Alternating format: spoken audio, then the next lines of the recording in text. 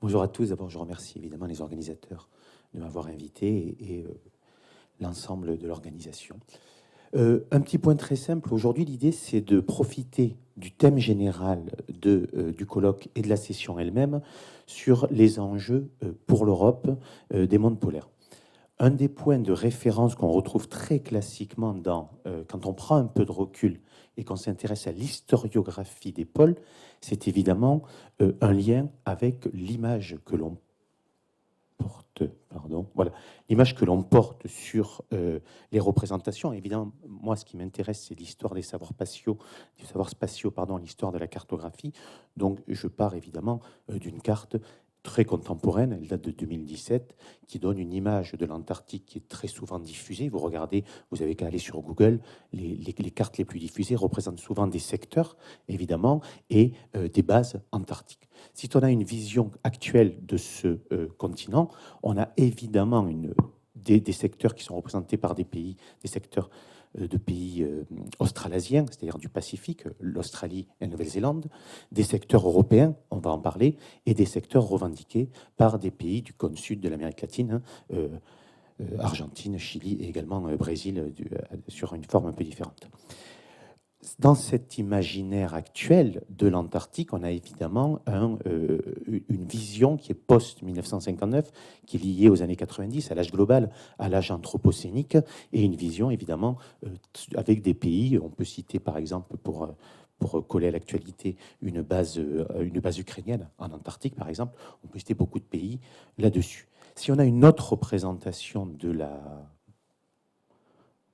l'Antarctique qui va arriver évidemment sous peu, ou dans un peu plus longtemps. Voilà, pardon, je m'avance un peu. Ça aussi, très, très classiquement, on va enlever les secteurs, où on va représenter les bases de manière plus discrète, et où l'aspect qui ressort le plus est évidemment la masse ici continentale de l'Antarctique. Et là, on a d'autres indices qui nous rappellent que, évidemment, l'histoire joue un rôle dans la définition, dans la présentation du continent. Ici, c'est l'exemple de la toponymie. Dans cette toponymie extrêmement visible, ce continent antarctique, on a une masse, et je profite de la présence de l'ambassadeur, on a une masse de terres qui sont liées à la famille royale norvégienne. On a énormément de terres qui sont liées évidemment à l'exploration britannique. On a quelques autres exemples, évidemment. On peut avoir, par exemple, beaucoup de terres liées par rapport à l'expédition américaine de Byrd, qui sont liées à ses sponsors. Et c'est l'exemple du plateau Rockefeller, parce que Rockefeller avait participé au financement de l'exposition. Mais la toponymie raconte une autre histoire. Et en fait, quand on s'intéresse au-delà de ces exemples-là, de l'actualité, de la représentation d'Antarctique telle qu'elle est, on a aussi tendance à percevoir une geste européenne de la fabrique du continent. Et là, il y a deux visions de la fabrique européenne de l'Antarctique. La première vision, c'est la plus classique. Je vais la passer très rapidement. Elle est passionnante. Il y a une historiographie très importante là-dessus. C'est celle qui raconte les imaginaires et les explorations. Les imaginaires, c'est typiquement les représentations des terres australes. Vous avez probablement vu cette cartographie type médiévale où on va évoquer l'imaginaire d'une terre qui compenserait la vision de la thé dans l'eau. Vous savez, la tricontinentalité Europe, Asie, Afrique, et notamment chez Macrobe, mais dans d'autres représentations, où on va mettre un continent dit antipodique de l'autre côté. Cette représentation du continent antipodique, elle court tout au long, évidemment, de la période médiévale, mais on la retrouve, vous vous en doutez, encore à la période moderne, et parmi l'âge d'or, ce qu'on appelle l'âge d'or de la cartographie néerlandaise, on a, vous connaissez ces termes-là, Ortelius, Mercator notamment. Ici, c'est une map-monde de Mercator qui va retrouver et représenter très classiquement un continent austral. Évidemment, ce continent austral, au fur et à mesure des découvertes, et notamment des voyages de James Cook au XVIIIe siècle, vous en doutez, que lorsqu'il ne trouve pas la Terre, il y a l'intérêt pour le continent austral a tendance à disparaître. Et donc, on va se concentrer plutôt sur une exploration. Et cette exploration, vous la connaissez bien, je ne vais pas vous refaire toute l'histoire, mais principalement du XVIIIe siècle au début du XXe siècle, on a énormément d'expéditions qui vont aborder les littoraux antarctiques, puis petit à petit rentrer à l'intérieur avec notamment des dates symboliques hein, comme 1911-1912 avec Amundsen et Scott. On a beaucoup donc d'exemples de ce type. Et c'est vrai que quand on regarde l'historiographie dominante sur l'Antarctique, l'imaginaire européen et les explorations européennes sont au cœur de cette représentation. D'abord parce que l'Antarctique, évidemment, c'est un lieu d'une mythologie de la conquête. C'est un lieu très classique, évidemment. Les explorations, l'héroïsme de ces explorateurs. Je rebondis évidemment sur on a découvert l'Endurance là aujourd'hui, et donc on revient sur l'expédition de Shackleton. On a énormément de publications qui vont raconter ça. Des publications actuelles, mais des publications dans le passé. Dès le retour des explorateurs, on a énormément de conférences, de grands événements. Ici, je vous montre un document magnifique. C'est la carte diffusée par l'Institut de géographie pour la réception d'Amundsen lorsqu'il revient donc de la conquête du pôle Sud, et il revient à Paris, magnifique carte, hein, où qu'il présente lui-même, il passe beaucoup de temps à la présenter pour raconter son arrivée, évidemment, jusqu'au pôle Sud et les enjeux de la compétition Amundsen-Scott. Si vous faites vous passez dans des rayonnages de bibliothèques ou de librairies, alors là j'ai pris plutôt des ouvrages anglo-saxons pour être franc, qui sont plus riches que les ouvrages francophones, des ouvrages anglophones, plus riches que les ouvrages francophones sur cette période. Mais l'essentiel de la bibliothèque polaire pour l'Antarctique, lorsqu'il s'agit des aspects historiques, c'est une bibliothèque d'une geste héroïque. Vous avez énormément de biographies. Okay, Mawson, Scott, Shackleton, etc., etc. On a beaucoup de monde. On a des récits d'expédition, des sauvetages, des moments exceptionnels. Une fabrique, évidemment, d'un héroïsme, évidemment, très masculinisé, porté par l'expérience notamment britannique du début du XXe siècle. Mais c'est vrai qu'on a donc une dominante hein, dans l'historiographie européenne là-dessus.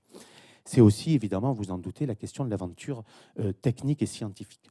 Cet aspect-là, il s'explique évidemment, d'abord par l'intérêt pour les lecteurs du récit. Donc évidemment, ça marche mieux de vendre une biographie qu'une présentation, par exemple, des grands enjeux politiques de l'époque. On a également la volonté très souvent de mettre en avant, et on l'a revu dans la présentation ici du colloque, si vous regardez le texte de présentation, la manière dont on aborde la question de l'Europe, du lien de l'Europe, on va plutôt mettre en valeur la question scientifique, qui est évidemment aussi un enjeu. Il y a beaucoup ici de gens qui travaillent sur l'océan ou sur les zones arctiques et antarctiques. Il est plus intéressant de se mettre dans les auspices de l'aventure scientifique que dans les enjeux géopolitiques. On le comprend bien, c'est aussi la manière d'aborder les questions contemporaines et les grands enjeux scientifiques. Pourtant, on commence à avoir, malgré tout, à travers ces différents récits, certaines scènes qui nous racontent un peu autre chose. L'exemple typique des grands récits d'exploration, qu'elles soient assumées comme scientifiques ou un peu plus larges, il y a à un moment donné, dans ces différents récits, ce que M. Poivre d'Arvor évoquait tout à l'heure, un peu comme contre-modèle, il y a toujours l'événement du moment où l'on va planter le drapeau national. On commence à avoir évidemment ces enjeux qui réapparaissent. Et donc, l'idée, c'est de montrer qu'au-delà de découpage très classique de la perception de l'Antarctique, avec, je ne sais pas si vous connaissez ce genre de découpage, mais c'est très typique, notamment dans la bibliographie anglo-saxonne, où en fait, on a un âge de l'exploration, qui est plutôt celui des navigateurs, qui peut commencer à l'époque médiévale moderne, mais qui va surtout se développer au XVIIIe siècle. Un âge héroïque, alors ça c'est toujours le terme, la discussion sur le terme, parce que les pauvres gens qui arrivent après 1922, ils ne seraient pas aussi héroïques, évidemment, que les précédents. Bon, c'est discutable quand on voit le nombre de morts pendant l'âge technique, mais évidemment, on a un découpage qui est très classique. Et c'est un découpage que l'on retrouve dans d'autres formes d'historiographie, qui sont plutôt des historiographies, par exemple, de l'aviation, par exemple. À l'aviation, on a à peu près le même découpage. Et la question, c'est, l'aviation, on peut comprendre ce type de découpage, avec une histoire européenne aussi de l'aviation intéressante et américaine, mais il est plus compliqué d'aborder ce type de découpage lorsqu'on parle de territoire, et notamment d'appropriation des territoires. Et c'est là où, évidemment, on s'intéresse à d'autres aspects de la présentation de ces expéditions. Et ici, on a un texte du Times de Londres daté de 1913 qui fait de Scott, vous savez, qui est décédé hein, au moment de son arrivée en Antarctique et après son arrivée au pôle Sud. Et évidemment, qui place Scott un peu en magnificent loser, c'est-à-dire c'est vraiment celui qui va représenter l'héroïsme par excellence de l'Empire britannique. Mais c'est pour ça que je précise de l'Empire britannique, parce qu'on voit bien dans le texte qu'au-delà de l'aspect spirituel et du modèle, très masculiniste également, du modèle du héros, on a derrière un tempérament qui est celui de la construction des empires.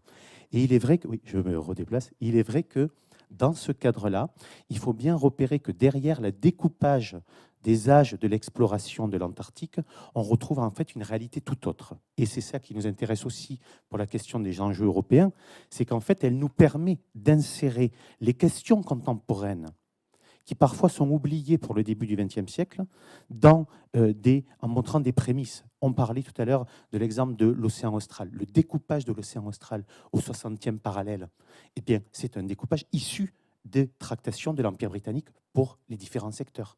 L'exemple de raconter qu'on a une Chine qui se présente comme pays quasi-arctique. On a des discours de ce type dans les années 20 et dans les années 30 pour expliquer des prises de possession en Antarctique. L'idée qu'on a des conférences internationales avec des gens qui ne sont pas d'accord avec les conclusions, c'est l'exemple typique des grandes tractations sur la chasse à la baleine dans les années 30, où parmi les bad boys de l'époque pour la chasse à la baleine, ceux qui refusent la signature des accords, c'est l'Allemagne et le Japon qui donnent des arguments qui nous rappellent des choses actuelles, qui disent oui, mais vous, les Britanniques, les Français, etc., pendant tout le 19e siècle, vous avez chassé des baleines, personne ne vous a embêté, et aujourd'hui où nous, on est des dominants, vous voulez réduire les quotas. Donc, évidemment, vous voyez à quelle allusion je peux faire là-dessus. Et donc, en fait, ce qui nous intéresse, c'est de réinsérer. Et ça, c'est des choses de l'historiographie contemporaine qui se font pour beaucoup de territoires. Vous connaissez hein, l'histoire coloniale, l'histoire des empires, etc. Et l'idée, c'est d'insérer l'Antarctique pour la comprendre différemment et comprendre les enjeux de l'époque pour l'Europe qui résonnent avec les enjeux actuels, dans l'histoire des relations internationales, dans l'âge de l'impérialisme, dans l'histoire de la fabrique du global, c'est-à-dire comment est-ce qu'on va penser des conférences dès les années 20 pour régler des questionnements antarctiques, comment est-ce qu'on va réfléchir à avoir des accords internationaux pour un territoire qu'il est difficile de s'approprier personnellement, comment il y a des débats sur qu'est-ce que l'appropriation et pourquoi l'Antarctique doit être à part dans le modèle des appropriations, qui nous parle évidemment pour l'après-59 et pour les périodes contemporaines, tout le monde comprend l'idée, mais qui apparaissent déjà à ce moment-là, et évidemment avec des enjeux, et l'idée des enjeux au cœur de l'histoire de la mondialisation. La première idée de base, c'est que le partage de l'Antarctique, la fabrique des secteurs, n'est pas séparé du rapport de l'Europe au XIXe siècle avec des continents comme l'Afrique, l'Asie, et la manière dont on va aborder, par exemple, l'histoire coloniale de l'Europe.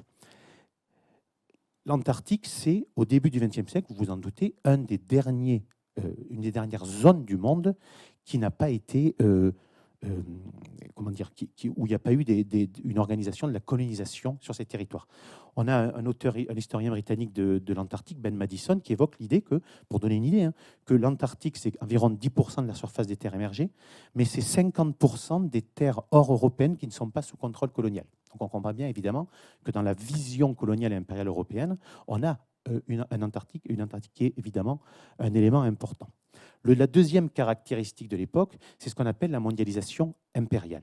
Évidemment, aujourd'hui, dans l'âge de la mondialisation, de l'Internet, etc., on regarde toujours les mondialisations 19e avec un œil un peu à distance. Mais malgré tout, le réseau d'échanges économiques à l'échelle du monde tel qu'il est pensé à partir du milieu du 19e siècle, tel qu'il se développe au début du 20e, il va englober des zones qui autrefois étaient perçues comme inaccessibles. L'exemple typique, c'est la mondialisation maritime. C'est-à-dire que vous savez, les progrès d'un point de navigation, l'arrivée à la place, par exemple, des voiliers, d'avoir des bâtiments à vapeur, etc., ça va améliorer évidemment les connexions maritimes, et donc ça va entraîner dans des régions dites inaccessibles autrefois, ça va les insérer dans la mondialisation, avec des grands classiques, c'est-à-dire la quête des matières premières, par exemple, déjà, on est dans ces enjeux-là, et la réflexion sur les matières premières qui vont avec. Cette question des ressources antarctiques a très souvent été perçue comme mise à distance à peu près jusqu'aux années 50. Pareil, on a une abondante littérature de la réflexion sur les ressources économiques de l'Antarctique dans la période très contemporaine, et on a très souvent une mise à distance des enjeux économiques. Je rappelle que l'industrie de la baleine, évidemment, à la fin du XIXe siècle, et c'est une industrie majeure qui rapporte des sommes conséquentes, par exemple à la Norvège. Mais on a également d'autres enjeux. Il y a beaucoup de traces de récits d'expéditions. Par exemple, l'expédition menée par l'explorateur australien Mawson, qui va essayer de montrer qu'il y a beaucoup de minerais ou de l'or. Certains qui vont beaucoup s'intéresser à la terre de feu, en disant puisque la terre de feu a des zones aurifères potentielles, il y a eu à la fin du 19e, il y a des capitaux britanniques qui sont insérés en terre de feu pour chercher de l'or. Et donc, on va dire, donc forcément, il doit y avoir quelque chose de proche dans la péninsule antarctique. On a également le début de l'aviation. Et alors, l'idée dès les années 20 de relier l'Amérique latine à l'Australie en passant par le pôle est un enjeu qui va devenir important et qui se retrouve évidemment aussi un enjeu économique. Donc tous ces enjeux économiques liés à la mondialisation 19e et au début du 20e siècle, on la retrouve. Et l'exemple typique, c'est la multiplication des expéditions. Je vous en donnais deux ici. Les expéditions écossaises, par exemple, qui en fait mélangent exploration scientifique en amenant à bord des scientifiques, mais également, et ça c'est très important, des projets commerciaux centrés sur la chasse, et notamment la chasse à la baleine, mais pas que. Donc on a énormément de réflexions qui sont portées ici sur des enjeux politico-économiques. Et l'enjeu majeur du 1er XXe siècle, ce qui nous rappelle la première carte que j'ai montrée, ces fameux secteurs, le découpage de l'Antarctique que tout le monde connaît, c'est l'invention de l'impérialisme européen sur place qui va modeler d'une manière extrêmement forte et dont nous sommes encore les héritiers, qui va modeler l'Antarctique tel qu'on le perçoit aujourd'hui. Et c'est un enjeu évidemment qui est très important que l'on va essayer de voir là aujourd'hui. L'idée de concéder d'un territoire antarctique, c'est quelque chose d'assez ancien. L'exemple le plus connu, c'est lorsque, évidemment, les 40 ans après Christophe Colomb, lorsque l'Empire espagnol va se partager des terres auprès de certains conquistadors, il fait des projets, des programmes, notamment à partir de l'inimaginaire. Tout le monde connaît le traité de Tordesillas, qui sépare le monde entre ère portugaise et ère espagnole. On a la même chose avec des parallèles. Et Charles Quint fait des lettres, donne en fait des lettres à certains. Les adelantando, c'est des représentants du gouvernement espagnol, mais c'est surtout des connus sur le terme de conquistador, hein, plutôt, ceux qui sont, et qui va donner à Pedro Sancho Deos un territoire qui est clairement indiqué comme étant l'ensemble des terres au-delà du Nouveau-Léon, c'est-à-dire la zone du sud de la Patagonie, vous savez, australienne, et du sud du Chili, et qu'il mentionne très clairement dans le document, puisqu'on l'a toujours, il est aux archives à Madrid, qui en mentionne l'ensemble des terres au-delà de la terre de feu et de la terre australe qui est en dessous. Donc l'idée de concéder du territoire antarctique, vous vous en doutez, c'est quelque chose de relativement classique dans l'imaginaire européen. Et donc la première prise de possession de l'Antarctique européenne, c'est l'Espagne. Évidemment, très symbolique. Mais pourquoi c'est pas si symbolique que ça? Parce que dans les années 30 et 40, le Chili et l'Argentine font ressortir le document en disant il est tout à fait normal, nous sommes les héritiers de l'ancienne Nouvelle-Castille et Nouveau-Léon. Donc c'est le document qui explique que nous sommes là avant les Britanniques, par exemple. Donc c'est très intéressant, évidemment, d'avoir ce rapport. On se sert de documents européens pour chasser des revendications, enfin, pour critiquer des revendications européennes. Mais plus classiquement, on a le modèle d'expédition 19e. Ici, je vous ai mis, c'est le document du ministère des Affaires étrangères quand il s'intéresse à la Terra Delhi, qui retrouve le texte du Dumont d'Urville. Et c'est magnifique parce que c'est vraiment l'imaginaire 19e par excellence. Toutes les expéditions, notamment des années 1830 aux années 1910, la cérémonie du drapeau, c'est-à-dire la prise de possession en plantant le drapeau. Donc, Dumont d'Urville est l'exemple idéal. Hein, c'est vraiment, on plante le drapeau, il l'annonce, il le présente. Ici, vous voyez, M. Dubouzet, lieutenant de vaisseau seconde la Zélée, avait planté le pavillon national sur cette terre mystérieuse. Alors évidemment, on a un peu tout l'imaginaire hein, là des expéditions, mais on a un enjeu qui est très important, c'est les formes de la prise de possession. Avec, évidemment, je vais en parler un peu après, une toponymie très forte, puisqu'on baptise, vous connaissez l'histoire de la Terre Adélie, il y a du nom d'Adèle, évidemment, la femme de Dumont d'Urville. Alors que la Terre Clary, qui aujourd'hui, c'est un autre débat, mais c'était du nom de la femme de son second. Donc on a des enjeux de ce type. Mais en dépit de toutes les expéditions qu'on a, si on regarde la cartographie, qui est probablement une des plus précises à l'époque, celle du Geographical Journal de 1923, les limites du continent antarctique, ce qui est en fait connu, exploré à peu près, ici vous les voyez, qui en fait, si on regarde, là je vous ai mis avec les noms, mais si on enlève les noms, c'est en fait une toute petite partie en 1923 des côtes antarctiques qui sont connues. Il y a évidemment quelques percées, Dans la mer de Ross, évidemment, quelques zones abordées, donc je répète, de 1800 à peu près, des années 1830 aux années 1920, mais on a très peu de choses. Et donc, un des enjeux, c'est d'inventer des revendications territoriales. Et là, l'Europe, c'est ça un enjeu qui est très important pour l'actualité aujourd'hui. L'Europe invente un modèle lié au droit colonial, au droit international. Elle invente une manière de gérer des terres qui sont ingérables. Et ce modèle-là, il y a un peu le vert dans ce modèle-là, il y a un peu le vert des critiques qui vont être faites notamment par les Américains et qui vont nous amener à la vision de l'Antarctique qui ne peut pas être partagée, qui doit être un patrimoine commun. Et ça, ces débats-là, Antarctique, patrimoine commun, questionnement sur les formes de l'appropriation dans un espace qu'on ne peut pas occuper physiquement, tout ça, ça naît dans les années 20 et ça se développe avec énormément de juristes qui vont se passionner, des juristes notamment français, américains et norvégiens, pardon, qui vont se passionner pour ces revendications-là. Et donc, la date, c'est pour ça que j'insiste là-dessus, ce qui pour moi brise, entre guillemets, le mythe de découpage de l'âge héroïque, technique, etc., c'est un âge impérial, 1908 à 1940. On fabrique ce qui va devenir le laboratoire de l'après-Seconde Guerre mondiale, c'est-à-dire qui va nous amener à 59 et à toutes les évolutions contemporaines, jusqu'à même au traité de Madrid, puisqu'il y a des références au traité de Madrid, dans le traité de Madrid, à des choses avant, évidemment, la guerre. L'idée générale, je ne vous fais pas, le texte est un peu long, mais c'est au moment du partage colonial, par exemple, de l'Afrique, il y a des règles qui sont édictées, sans rentrer dans les détails, mais il y a l'idée que les découvertes doivent être faites par une personne dûment autorisée par l'État, dont le plantage du drapeau national est un des symboles très classiques. Et il y a une extension. C'est-à-dire quand vous, pour revendiquer, et ça c'est le grand classique, vous savez, de toutes ces cartes coloniales de l'Afrique, où l'on voit les missions françaises, par exemple, remonter les fleuves ou traverser, grand classique, pour appuyer l'occupation, on remonte jusqu'à l'intérieur des terres, et donc on peut revendiquer des territoires autour. Je répète, en histoire coloniale, que ce soit des Espagnols au XVIe ou des Britanniques ou des Français au XIXe en Afrique, on est à peu près dans la même idée. Le problème, c'est que les territoires premiers polaires sont à part. Le critère de l'occupation effective est évidemment, avant les années 50, est très compliqué. Hein. Les hivernages, vous connaissez, sont très difficiles. Et l'idée d'une implantation pérenne qui va s'installer pour un temps indéterminé est évidemment inenvisageable dans les années 20. Donc, on a d'autres formes qui vont apparaître. Et c'est là où on retrouve évidemment l'enjeu de la question des secteurs.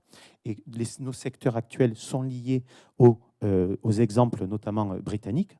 Vous connaissez tout, bon, je répète, le découpage de l'Arctique et l'Antarctique. Le découpage de l'Arctique et l'Antarctique, il est pensé en fait dans la première décennie du XXe siècle. C'est-à-dire qu'on a beaucoup d'exemples qu'on commence maintenant, notamment des historiens britanniques, à relier entre eux. C'est-à-dire qu'on se rend compte qu'il y a des idées de s'intéresser, c'est notamment le Canada qui est le premier à s'intéresser à ça, c'est avec le sénateur canadien Paul Poirier. Paul Poirier, ce n'est pas le sénateur canadien le plus connu, hein, mais il produit un discours fondateur en 1907, c'est-à-dire qu'il dit, même si nous n'avons pas exploré l'ensemble des terres du nord du Canada jusqu'au pôle Nord, nous sommes en capacité de demander la souveraineté dessus. Et ça, bon, ça paraît, c'est un exemple parmi d'autres, hein, mais c'est la naissance de ces fameux camemberts, hein, vous savez, qui occupent le pôle Nord et le pôle Sud. C'est établir un titre de propriété sur toutes les terres jusqu'au pôle Nord et des îles. Et regardez, c'est important, les termes qui vont apparaître, c'est... non, je les ai mis après, excusez-moi. C'est sans faire de différence entre les régions découvertes et qui ne sont pas découvertes. C'est-à-dire qu'évidemment, c'est l'ouverture à tous les possibles, forcément. Et donc, on a, pour la première fois, l'idée de séparer la souveraineté polaire des découvertes. Et c'est là où déjà, tous ces arguments-là qui servent la cause européenne au moment de l'appropriation vont être utilisés par les juristes britanniques puis soviétiques pour contrer ces idées-là. Et donc, on a, je ne vais rentrer pas dans les détails, mais sur les Britanniques, les premières lettres patentes évoquent évidemment des territoires, je reprends la même carte, le premier pour les Falklands, pendant les Malouines, et le deuxième pour la Nouvelle-Zélande, qui évoquent des territoires qui en fait sont à peine traversés, donc mais l'appropriation se fait quand même. Toutes les îles et territoires, quels qu'ils soient, c'est-à-dire on se projette, mais on ne sait pas encore ce qu'on va trouver. De même pour la France qui rattache Madagascar en 1924, qui rattache l'Antarctique à Madagascar en 1924, sur un seul critère, qui est le critère très connu. Bon, là, si vous faites les décrets, je ne vais pas vous faire la totalité des décrets, mais c'est de dire, je vais me servir du territoire que j'ai le plus proche de ces zones-là, donc Madagascar, vous voyez, par rapport à la Terre Adélie, et pour mettre en valeur, évidemment, cette prise de possession.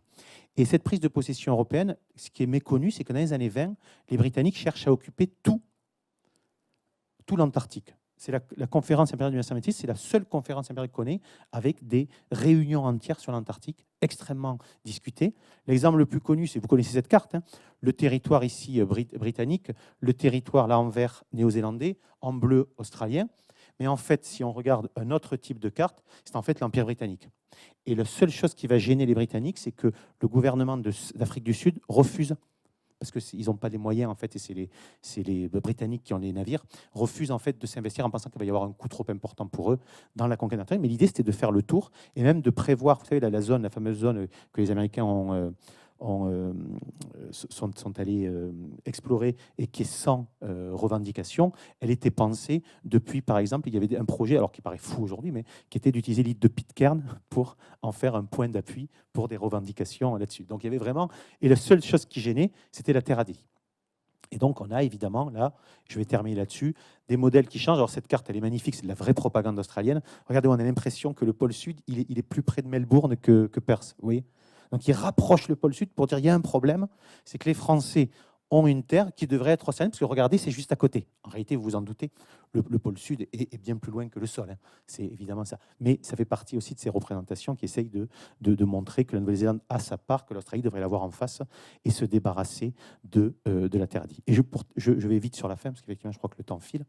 L'idée, c'est que petit à petit, donc, les acteurs possessionnés vont faire des stratégies différentes. Et une des stratégies, je termine là-dessus, intéressante, c'est la stratégie des toponymes, où on voit un exemple typique, c'est la langue des cartes, c'est que les Britanniques utilisent des cartes. Regardez toute cette carte-là, la seule mention non britannique, c'est la Terre Adélie. Sinon, toute la carte est centrée autour des territoires britanniques qui, bizarrement, apparaissent alors que d'autres n'apparaissent pas. Vous voyez ce que je veux dire ?